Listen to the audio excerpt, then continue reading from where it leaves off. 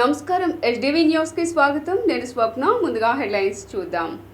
రాష్ట్రంలో విజయకేతనం ఎగురవేసిన తెలుగుదేశం, జనసేన, బీజేపీ 136 నియోజకవర్గాల్లో విజయం దిశగా టీడీపీ అడుగులు. ఎన్నికల్లో వైసీపీకి ఊహించని షాక్. కనీస పోటీ ఇవ్వలేకపోయిన వైసీపీ అభ్యర్థులు 14 సీట్లలో గెలుపొందే అవకాశం. పిఠాపురంలో పవన్ కళ్యాణ్ భారీ ఆధిక్యతతో గెలుపు. పార్టీ కార్యాలయం వద్ద శ్రేణుల సంబరాలు. జనసేన పోటీ చేసిన 21 నియోజకవర్గాల్లో స్పష్టమైన ఆధిక్యత. వైఎస్ఆర్ హెల్త్ యూనివర్సిటీ వద్ద ఉద్రిక్తత. వైఎస్ఆర్ పేరును తొలగించిన పార్టీ శ్రేణులు.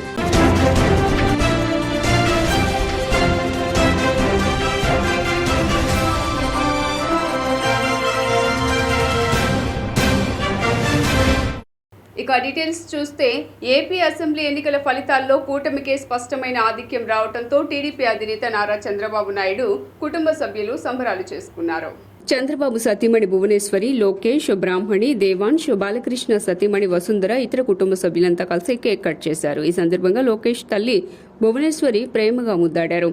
చంద్రబాబు, భువనేశ్వరి దంపతులు విక్టరీ సింబల్ చూపిస్తూ ఫోటోలకు ఫోజులిచ్చారు.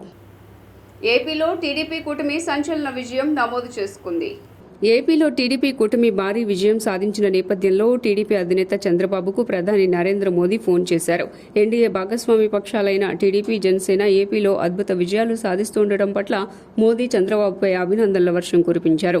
ఏపీలో ప్రభుత్వం ఏర్పాటు చేస్తుండటం పట్ల చంద్రబాబుకు శుభాకాంక్షలు తెలియజేశారు. ఈ క్రమంలో చంద్రబాబు కేంద్ర హోంమంత్రి అమిత్ షాకు ఫోన్ చేసి అభినందించారు. ఏపీ ఎన్నికల ఫలితాల్లో కూటమి హవా కొనసాగింది. అయితే కడప జిల్లాలోని పులివెందుల నియోజకవర్గంలో సీఎం వైఎస్ జగన్మోహన్ రెడ్డి విజయం సాధించారు. తన సమీప టీడీపీ అభ్యర్థిపై జగన్ 59,000 ఓట్ల మెజారిటీతో గెలుపొందారు. ఈ ఎన్నికల్లో అయితే వైసీపీ నుంచి గెలుపొందిన తొలి వ్యక్తి జగన్ కావటం విశేషం. టీడీపీ జాతీయ ప్రధాన కార్యదర్శి నారా లోకేష్ ఘన విజయం సాధించారు.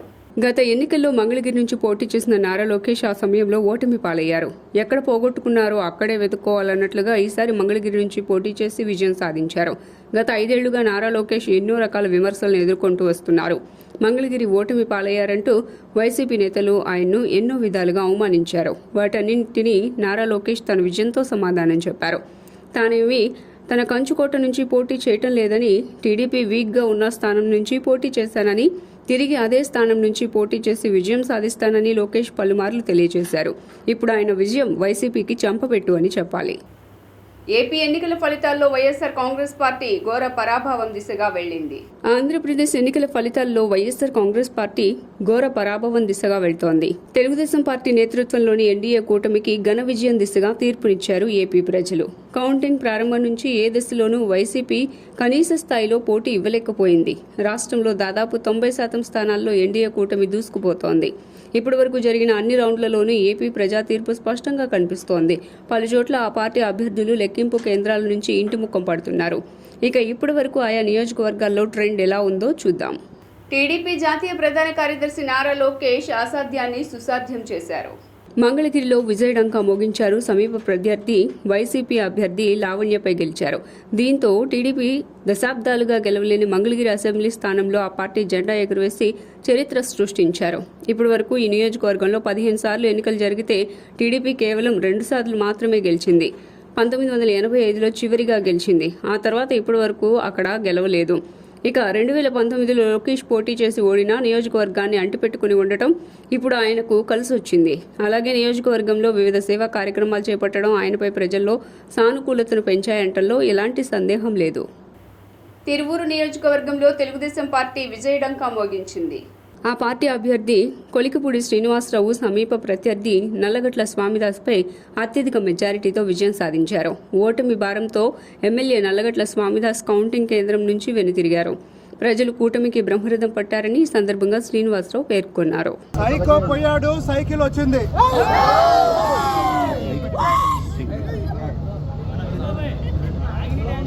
ఈరోజు అమరావతి నిర్మాణం, ఆంధ్రప్రదేశ్ పునర్నిర్మాణం కోసం ఆంధ్రప్రదేశ్ ప్రజలు కుల మతాలకి, ప్రాంతాలకి, రాజకీయాలకి అతీతంగా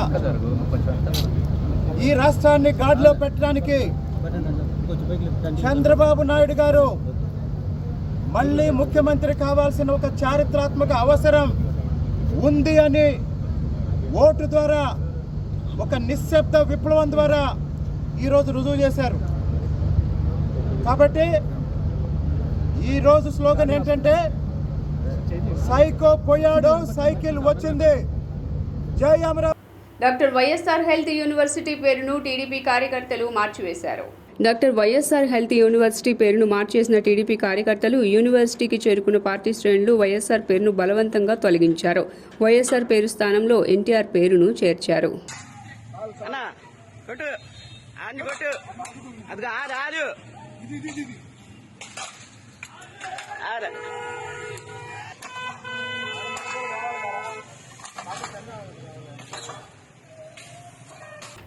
ఏపీ ఎన్నికల్లో టీడీపీ కూటమి ప్రభంజనం సృష్టించింది.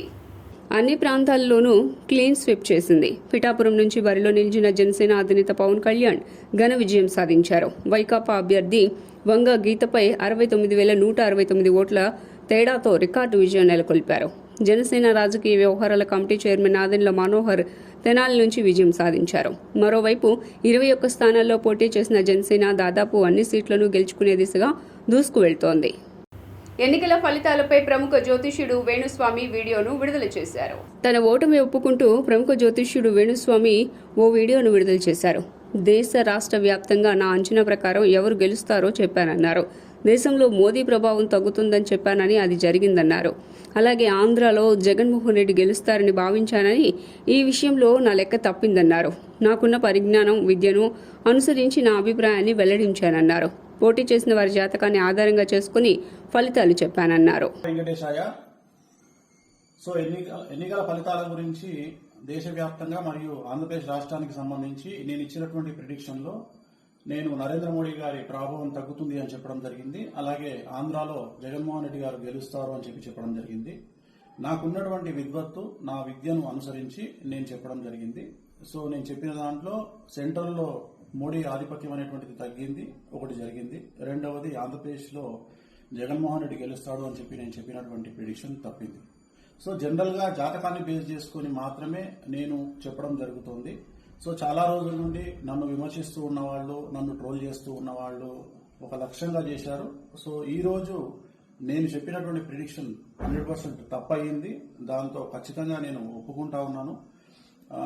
సో ఇన్ని రోజులు నాతో సహకరించి నాతో ఉన్న వాళ్ళకి, అలాగే ఇక ముందు నన్ను ఫాలో అయ్యి నాతో జూన్ 9న అమరావతిలో సీఎంగా చంద్రబాబు ప్రమాణ స్వీకారం చేయనున్నారు.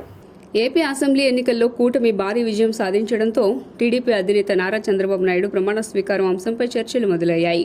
కూటమి అభ్యర్థులు 155కి పైగా గెలుపొందడంతో చంద్రబాబు ప్రమాణ స్వీకారానికి ముహూర్తం ఖరారైందని తెలుస్తోంది. అమరావతిలో జూన్ 9న సీఎంగా చంద్రబాబు ప్రమాణ స్వీకారం చేయనున్నారని సమాచారం. 4వ సీఎంగా బాబు ప్రమాణ స్వీకారం చేయనున్నారు. విజయవాడ ఈస్ట్ నియోజకవర్గం నుంచి టీడీపీ అభ్యర్థి గద్దె రామ్మోహన్ రావు మరోసారి విజయం సాధించారు. 48,871 ఓట్ల మెజారిటీతో గెలిచారు. టీడీపీ అభ్యర్థి గద్దె రామ్మోహన్ రావుకు 1,16,697 ఓట్లు రాగా, వైసీపీ అభ్యర్థి దేవినేని అవినాష్కి 67,826 ఓట్లు వచ్చాయి. విజయవాడ నగరంలో కూటమి విజయ దుందుబి మోగించింది. తూర్పు నియోజకవర్గం టీడీపీ అభ్యర్థి గద్దె రామ్మోహన్, సెంట్రల్ నియోజకవర్గం టీడీపీ అభ్యర్థి బోండా ఉమామహేశ్వరరావు, పశ్చిమ నియోజకవర్గం బీజేపీ అభ్యర్థి సుజనా చౌదరి అత్యధిక మెజారిటీతో విజయం సాధించారు. వైసీపీ పార్టీ అభ్యర్థులు ఏమాత్రం పోటీ ఇవ్వలేకపోయారు. ఒక్క రౌండ్లో కూడా వైసీపీ అభ్యర్థులు ఆధిక్యంలోకి రాలేకపోయారు. టీడీపీ అభ్యర్థి కేశినేని చిన్ని ఎన్నికల్లో అత్యధిక మెజారిటీతో విజయం సాధించారు. దీంతో ఎన్టీఆర్ భవన్లో పార్టీ శ్రేణులు సంబరాలు చేసుకున్నారు. మహిళా కార్యకర్తలు ఆనందంతో సంబరాలు చేసుకోవడంతో పాటు డాన్సులు చేశారు.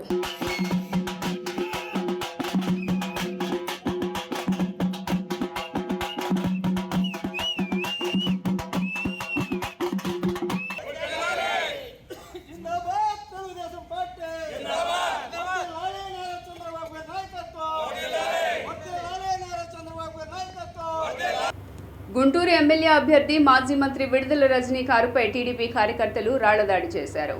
టీడీపీ కార్యకర్తలు వైసీపీ కార్యాలయం అద్దాల్ని పగలగొట్టడంతో పాటు విడుదల రజనీకి మరియు వైసీపీ ప్రభుత్వానికి వ్యతిరేకంగా పెద్ద ఎత్తున నినాదాలు చేశారు. పరిస్థితి చేయి దాటుతూ ఉండటంతో పోలీసులు వారి స్వల్ప లాఠీచార్జ్ చేసి టీడీపీ కార్యకర్తలను తరిమివేశారు.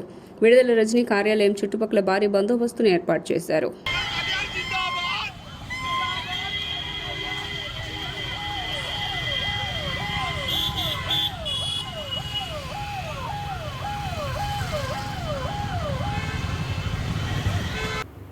విజయవాడ మచిలీపట్నం వెళ్లే హైవే కొండపరి గ్రామంలో సమీపంలో రోడ్డు ప్రమాదం జరిగింది.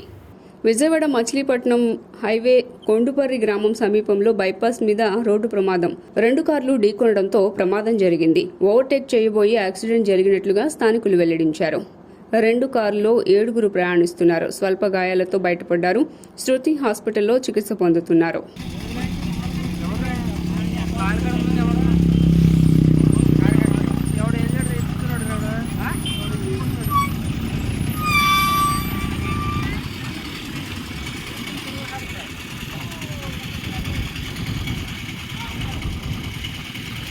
విజయవాడ పశ్చిమంలో కూటమి బీజేపీ అభ్యర్థి సుజనా చౌదరి విజయ దుందుబి మోగించారు.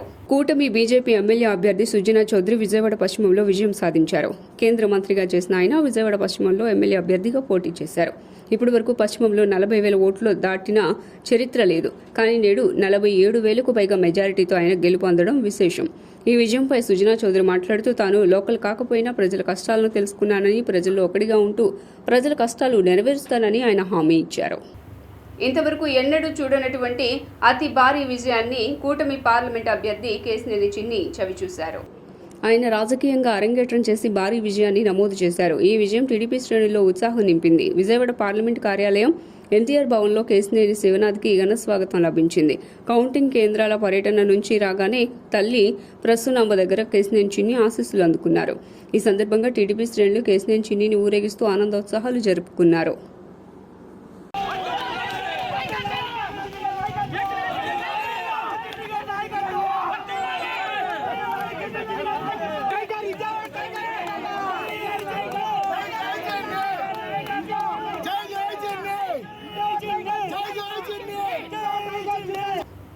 వార్తలు ముగించే ముందు హెడ్లైన్స్ మరోసారి.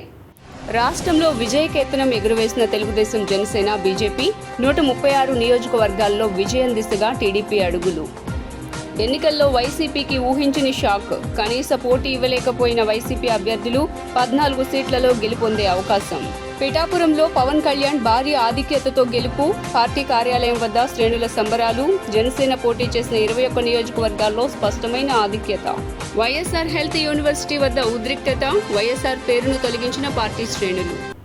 ఎస్డీవీ న్యూస్ ఇంతటితో సమాప్తం. తిరిగి వార్తల్లో మళ్ళీ కలుద్దాం. అంతవరకు సెలవు. నమస్కారం.